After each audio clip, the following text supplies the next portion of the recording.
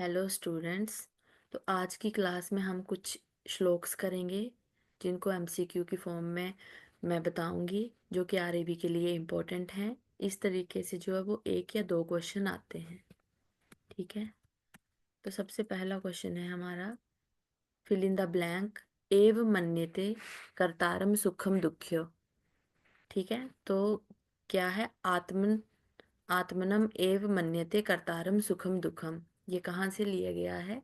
चरक निदान 7th chapter से, कि अपने आप को ही जो है वो सुख दुख का कर्ता मानना चाहिए।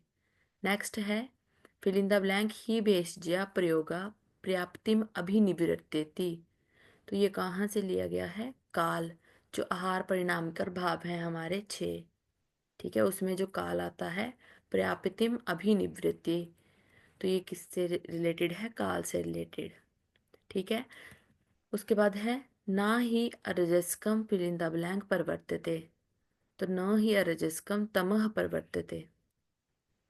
नेक्स्ट, तृष्णेषु फिल इन द ब्लैंक विधि ही प्रायेण शस्यते।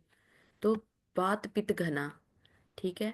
तो अब जैसे हमने ये श्लोक देखे, तो श्लोक कुछ टफ श्लोक में नहीं आते, सिंपल श्लोक आते हैं। जैसे इस बार जो एग्जाम हुआ था 2024 में, उसमें ओज से रिलेटेड आया था, कि ओज का श्लोक डाला था। कि उसकी वर्ण कैसी है, उसकी गंध कैसी है। ठीक है। तो लाजा गंधी, सर्पी वर्ण, ठीक है, मधुरस, ऐसे करके आया था।